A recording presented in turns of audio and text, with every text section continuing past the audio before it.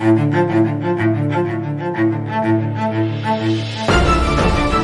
Your Neck Out, the weekly podcast of the Giraffe Heroes Foundation.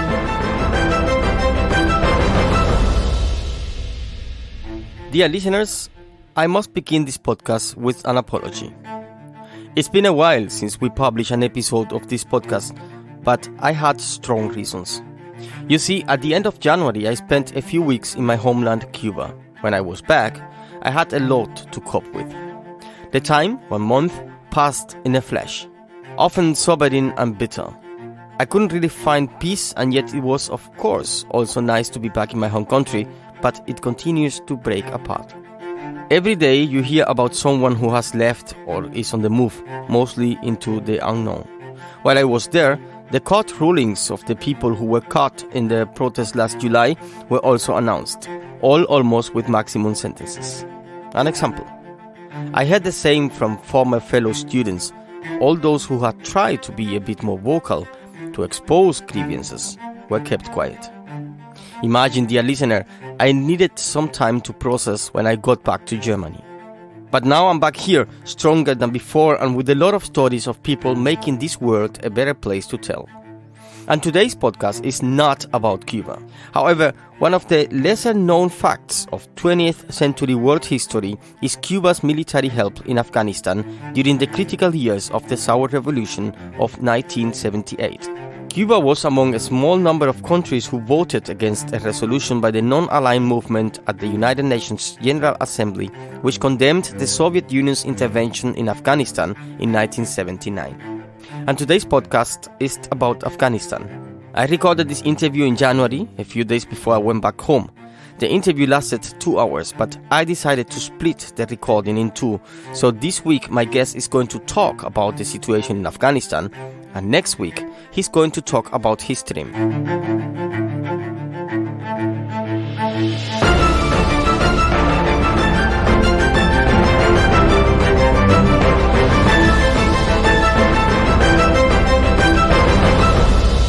Last summer, as for 2020, Afghanistan was again everywhere in the news. The Taliban captured Afghanistan's capital Kabul 20 years after they were ousted from power. Most of us still remember the horrifying video showing two people tragically falling down from a plane in Kabul as they tied themselves to the wheels of the aircraft to fly out of the country amid tension. Welcome to the podcast to restore your faith in humanity. It's me, Jean-Pierre Aguiar Durañona, and my guest today comes from Afghanistan. Nematullah Ahangosh is an activist, a poet, co-founder and trainer at Dupree Library, which is committed to empowering children and youth through education, nonviolence, and storytelling. Nemat is physically disabled and also a Cantari alumni. He just graduated. A few weeks back, as for December 2021, he had his dream speech, which you can see at the YouTube channel of the Cantari Education Center. Welcome, Nemat. Thank you, Jean-Pierre. I'm very happy to be here today. Me too. I'm really happy you managed to find a slot for me. Nemat, you just finished your internship at Cantari, but I heard you are unable to return to your family and your home country. Does it have to do with the fact that your country is now ruled by the Taliban? Thank you, Jean-Pierre. That's a good question. Well, yes. Cantari course, the on-campus course is finished, but another 3 months on the site is going on.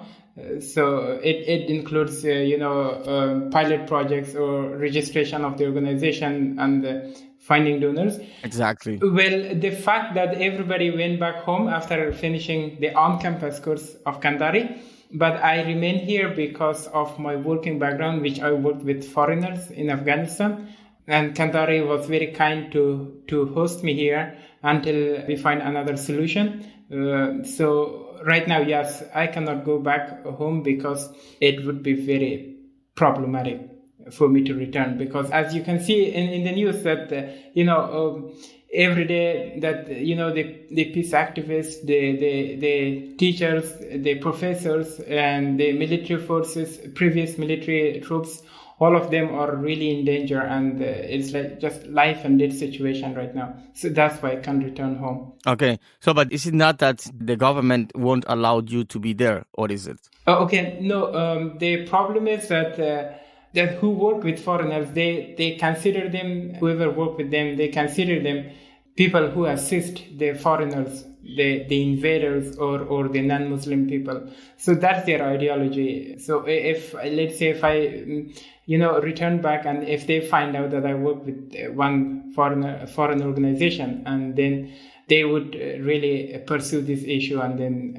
they will follow up. What would happen if you go there and they find out that you are working with foreigners? What are the consequences? Well, of course, there is going to be some investigation, as they call it. And then there will be, some of the videos that I have seen, they arrest people without a warning or something. It's just like, their own type of judiciary system. So what would happen to me or to people who work with foreigners is that it can be life threat. It can be, threatening the family members or charging you with something and then putting you into jail. Or if they are kind, if they are not, then they might stone you. They might, they might apply whatever their judiciary system says. Sounds really scary. Nemat, what do you remember of that day when you realized or heard that the Taliban seized control of Kabul? Well, for me, it was not new because 1 month before that, almost 1 month, my family had to, flee the country because my hometown was fallen in hands of Taliban. Ah, okay. And later, the capital province of my province, it's called Ghazni. So Ghazni also fallen in hands of Taliban, and then so when my village fell in their hands, so my family, they knew that there is a consequence in this, because in the village, if they just stop you and if they ask you who worked with the foreigners, even if you didn't work, so they will force you to say who in the village worked. So my family had to go, and that day was for me very scary because my family members who remained in Afghanistan, they were all female, and then as you know, that women are facing a lot of problems. So they somehow managed to flee to Pakistan, and then after like 15 days, on 15 August, the government collapsed, and then that was it was kind of scary, like my family left, but then, there is a feeling that I had that we have lost everything. And I was so scared that if I will not be able to return, then I will not be able to pursue my dreams, to go after my dreams. And I was not actually scared about, my life that time. If I were there, I would be scared more about my dreams, because my dream is, so much important to me that I would I'm basically living for my dreams. Yeah, and we're going to talk about your dreams, but first of all, I would like to understand something, because you said you were scared and the Taliban took over your city 1 month before they took over Kabul. Yes. So it means you were still at Kandahar when that happened, right? Yes. I've been here from 2018, but regularly I used to go home for summer breaks because I studied here college and then Kandahar. Yes, that time I was here, but so for 1 week I didn't know where my family was. I was so scared. Yeah, that's what I wanted to ask, actually. How was this process, and how was that for your family? I mean, how do they get out of this town, and what happened? So when the Taliban, they raided the village, and then they announced in the mosques that they took control, and then everybody's fine now, so there will be no more attack. But of course, that was just a promise. So my family, they quickly understood that, and then I also told them before that if something really goes wrong, and then you have to be able to manage to go somewhere.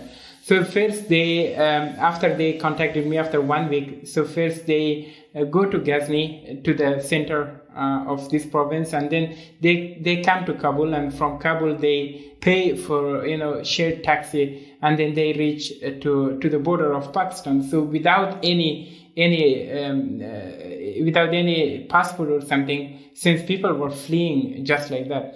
So they had to flee just like that. And after they reached there, so we have a community of it's called the Hazara community there in Pakistan. One city is called Quetta. So when they went there, so they talked to people, to our community, that this is what happened and we had to come. And then later they have somehow managed, and then my uncle with his family, also my brother, they tried to contact some people to find a shelter and a place where my family could stay. I see. I mean, it's really sad, and it's also a little bit scary, isn't it? Yes, that's very true, actually. Like physically I'm fine and I'm in a safe place now in India, but thinking of it, the generation that I thought maybe our generation would not see another such disaster, but it happened. And then, it is so scary, like to feel how people might feel. And then every day you get the news, and then apart from news, everyone is messaging you that seeking for help, and then you cannot do anything. So that is actually so sad. And like my own status here is mentally sometimes, I have this feeling that what's going to happen in my future, how long will I be outside, and then when I will be able to start another life or to resettle somewhere.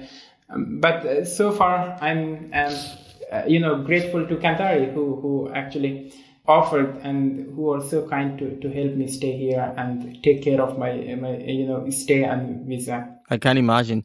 So, but how is it possible that 20 years after they went out of the power, they could come back? What happened? The actual problem that started was as a person who lived in Afghanistan, and in my belief that the previous government, the president who escaped, he formed a government which was corrupt, which was very corrupt. And then the people, they didn't approach the governmental, that time. One of the examples is that people didn't approach the government courts, the court. So what they did, they approached Taliban for justice.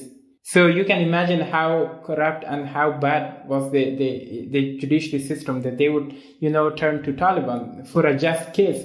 And then that was one of the problem. And then the previous government actually was very much focused around their center. They were only focused in Kabul. But although they were, fight war other parts of the country. So for a few months, they only had the control over Kabul. I mean, it happened really quick. Yeah, and then the Taliban, they became powerful than ever before.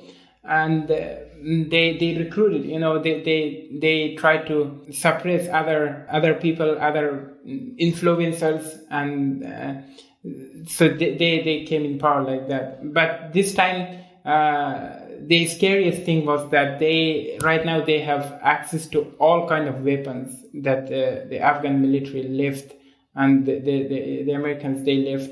So that's the most dangerous one, because they can use these weapons even against civilians. Of course, there are a lot of people who are fleeing, but there are a lot of people who are still there. And I think maybe they do have like a little bit of support on some people on the Afghan society. How is it for the people, the situation right now? According to one of the recent news that I read, according to UN, United Nations agencies, there are 22 million people in need of humanitarian assistance. You said before people are selling the kids. I can't understand. Are people really selling girls and boys to the Taliban to do what? And how does it work? Well, not only, maybe not to the Taliban, but to other people who are trying to use the opportunity. So not everybody is dying of, not everybody is starving, but the people who are, let's say, who have been rich, and the people who have been influence,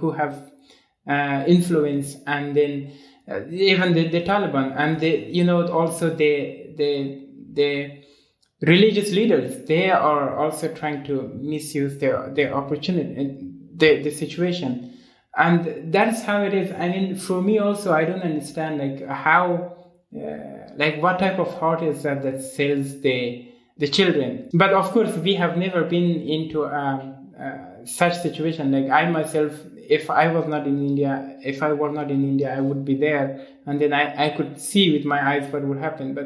But like we don't know actually how many are sold, and then we don't know how they are sold. Okay. The only thing that I know is that it happened in the past as well, in the modern history of Afghanistan. Yeah, before it happened, actually a few years back, it happened also where they used to have like a lot of people with disability to make them like, take pumps and go and this kind of stuff.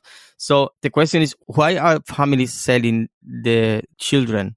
What for? Well, my suspicion is that the boys might be used as child soldiers, and the girls are sold because they want to have something, like they want to have some money, or they want to have some resources to live on.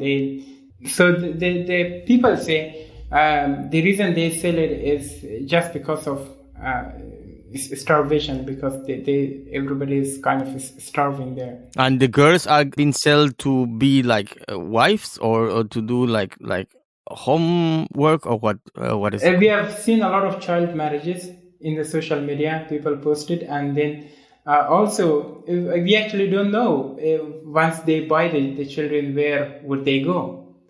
And the only reason that I'm also agreeing with is that they are selling just because of poverty. Yeah, okay, I see. Since the Taliban took power in mid-August last year, Afghanistan has been threatened with academic regression. You mentioned that before. I mean, the self-proclaimed holy warriors want to radically change state and society and have closed schools and university. Girls and young women in particular are excluded from any kind of education. Could you perhaps explain to us from the point of view of the Afghans what goals the Taliban have in mind with this closure of the universities? Why are these educational institutions obviously a threat to these radical Islamists?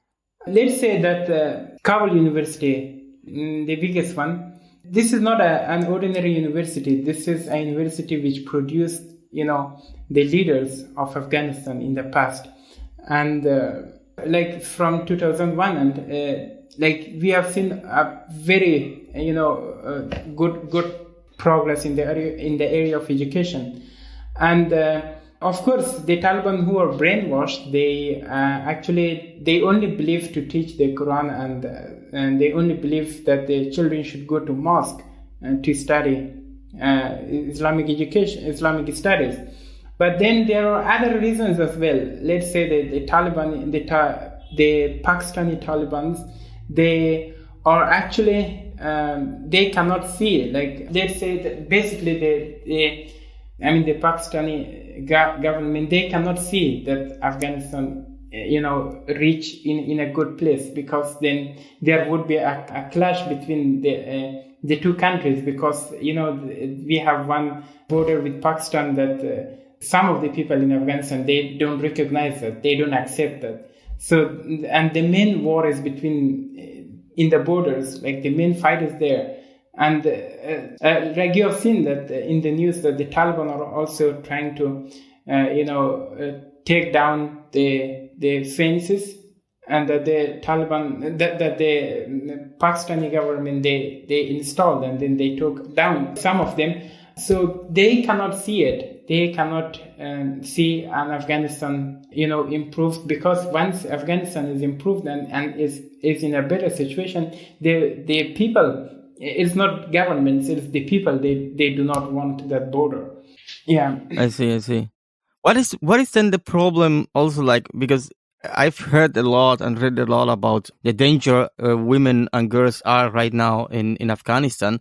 What is the problem with the women and girls in Afghanistan? Like, what is the problem with the Taliban with the women and girls? Well, they have something called Sharia Law, which is actually, their main focus. So they, like, the moment that they came in power, they removed Ministry of Women, and then they brought something called Amr bil Ma'ruf Nahi az Munkar. It means, that's the ministry that enforces the Sharia law.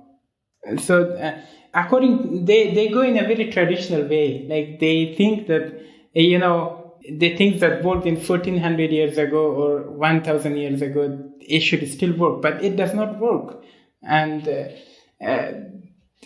so that's the problem with Sharia law, their Sharia law, their own version of Sharia law. I also believe that they follow the Sharia law. And besides, they don't know about anything else. They just know how to, use guns. They have already been brainwashed. They have been in madrasas, in religious schools, that they have been brainwashed. I understand that, but what is the problem? I mean, what it is said in their Sharia law about women? Why are they so? I'm not a Muslim. And I've been working. I have worked with Muslim people before. What I never understand is what is the problem with the women's education in the Sharia law? Well, it's not about Muslim or Islam. It's about the version of the Taliban Sharia law. That's, they have their own version. Like, let's say some of the countries are really doing good. It's like some of the Islamic countries are really doing good.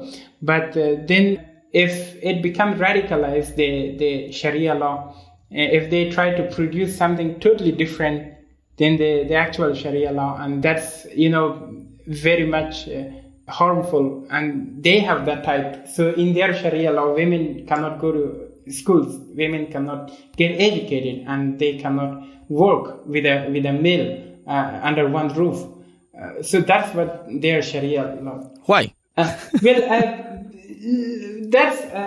I would say that because they have been brainwashed, like.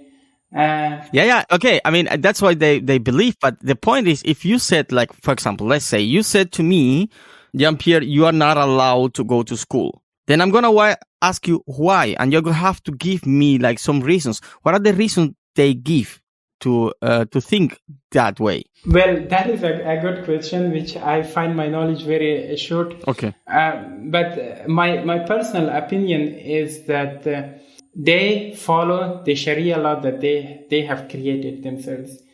And that is not responding to today's history. I mean, to today's modern Afghanistan. So, of course not. And then why they do that? I come back to my own opinion again, that they have been brainwashed. They see that the only way. How was life before these events of August last year in Afghanistan? Well, it depends which time period we are talking about. The president who escaped, Ghani, so in his time also the people were not doing good.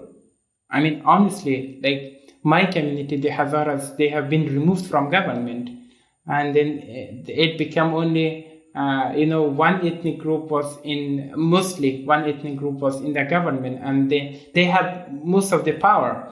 Slowly things got really bad, and then even before Taliban, the situation was not really well.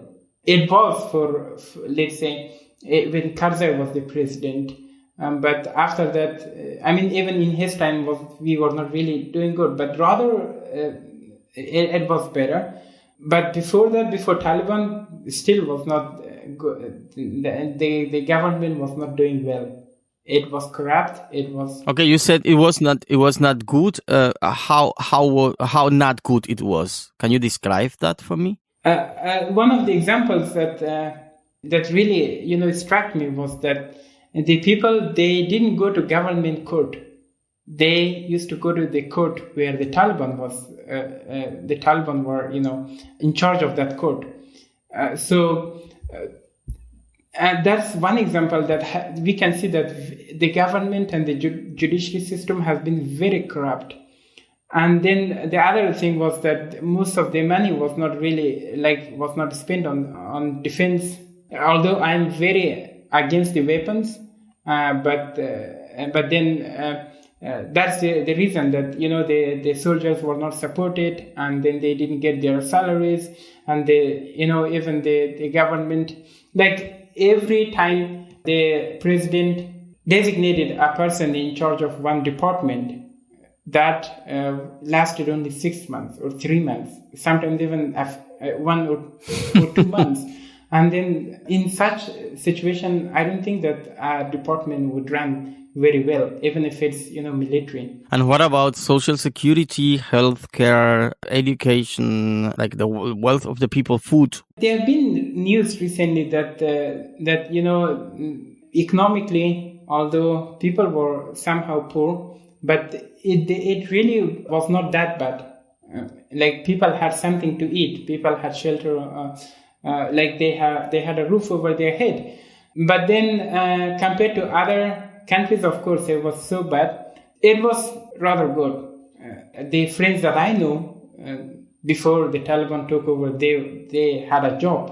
They were having something, managing their finances. Now they cannot even manage their pocket money. Yeah, it's really difficult. But it was secure to go out of the street and have, I don't know, to go to a party or to go to a restaurant. It was a safe place, or it was also difficult to... It depends on the area. For example, some of the places, people were free. They could go to restaurant. They were free. They were going to school, their universities, and everything was functioning. Except that, there was robbery, and I think that would be, even right now it's there. Yeah. Okay. There is a lot of discussion here in Germany about whether or not the Taliban are still the same as they were in the 90s. What is your point of view on this? Before a few months back, I believe that they have changed. But then we can see the same thing happening again. Like the women are being suppressed, and then the health system, the healthcare is not doing good. Most of the hospitals are being closed. So yeah, that's how it progressed in a negative way. So they have changed, but they have changed not in a positive way, I would say, because they still, like, women are not working in a government in key roles. They don't have key roles, and then there is one ethnic group in the government. So of course people cannot tolerate that, and if they have changed, if they want to be recognized as a government, so they have to actually gain the trust of people. They have to first be recognized in the country, among the people. Of course. So what is the difference between the Taliban of today and those who conquered Kabul 25 years ago? Well, I would say it's the same. And so, still, like we hear the news, it's the same. I would say that they have changed, not in a positive way. They have changed in a negative way. People are right. They have changed. Okay. So do you think this situation in Afghanistan right now is something that the international community have to solve, or do you think it's something you people in Afghanistan have to solve? How do you think that the situation can get better? Well, if we see it from a political point of view, the neighboring countries of Afghanistan are really not very friendly. Let's say Pakistan. It's not friendly at all. And they have been, supporting terrorists for, everybody says that, and everybody knows that. And, the Iran government is also, trying to have their own influence. So I would say that, yes, it is our country, and we have to build it, and we have to stand for it. But the question is, would people lead us? Would Pakistani government lead us? Would Iranians lead us? And Iranian government. And are people really willing to help? Like, did the American troops came in Afghanistan to help? No, they never came to help. I don't think so. Yeah, so we can solve it, but if they let us to solve this problem. But how can you? What should they do in order to let you solve the problem? Well, they should stop interfering if, let's say, if they stop interfering, so at least the current government would be able work, in a good way. My idea is that they should, the international community should really work with Taliban. They should work with Taliban because right now the crisis, the humanitarian crisis is really, really bad there. And they don't have an option. The international community, they don't have an option except either they could invade Afghanistan again, which is the worst, or they could work with the government, with the current government, or they could, at least deliver humanitarian assistance. They could deliver through UN agencies. They are still functioning, and they have to actually monitor the aids that they send the other countries. So they have to actually monitor where this aid is going. They have to, hold responsible their own, like the UN agencies, their own people who are managing these aids. They have to closely monitor.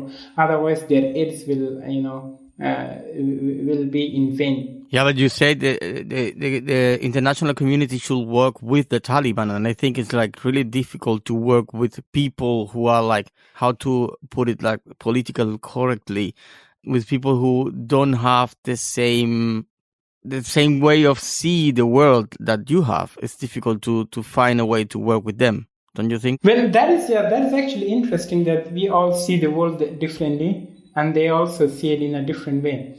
But if, they can negotiate. It's not a problem that cannot be solved. It can be solved very easy. But would the international community interfere? That's a big question. And they don't have an option. What other option they would have? They have to work with the Taliban and then kind of educate. They have to kind of show how the government is run and how they should help people. But they don't do that. One of the biggest problem that people and the government in Afghanistan, they have together is that the assets of Afghanistan are frozen. Like the money is frozen by the US government, by the superpower. If they, release that, at least, the banks will function and then people will not starve. So they don't have an option unless they want to starve the people to death. Yeah, I see. If you will be in the position to sit with the Taliban and work with them, which kind of actions or which kind of solutions you will bring to the table? Well, first of all, I'm a social change maker. And I'm really not good in politics. But yeah, from my opinion, if I had the opportunity to do that, first I would focus on healthcare, then education, and then the economic situation. So what I would bring on table would be, to come with plans that they can see it is possible. Let's say, the healthcare system. There should be a plan that they could believe that it's actually working with, and then the education system. It is a tough one, but if I had the opportunity, I would have discussed the education as well, and the economic situation too. So these three things I would really focus on because that's the very basic human rights. There is a lot to do in Afghanistan, and I just wish you and your country all the best, and I hope that you can find peace at some point. And thank you for talking to us about the situation in Afghanistan right now. Thanks a lot. Sure. Thank you for asking. Those were good questions, and maybe my knowledge is not that good to explain, but most of them are just my personal opinions. But Nemat, that's exactly what I wanted to offer our listeners, your perspective. So thank you so much. And there we are at the end of the podcast to restore your faith in humanity. You'll find the stories of people sticking their necks out every Tuesday on Spotify, iTunes, our homepage, and every other place where you get your podcast. And if you subscribe, you don't have to look out for us. We'll be coming to you. Next week, Nemat is going to tell us about his organization Stretch More. He plans to work with people with disabilities in Afghanistan. Dear listeners, if there is a friend, a family member, an organization, or someone you know who is doing a great work in the community, someone sticking their neck out, just nominate them as a giraffe hero or tell us about them. Leave a comment, come and visit us at giraffe-heroes.eu. My name is Jean-Pierre Aguiar Durañona, and I hope you join us also on our social media. We are on Facebook, Instagram, Twitter, and YouTube. But more importantly, I hope you join us again next week.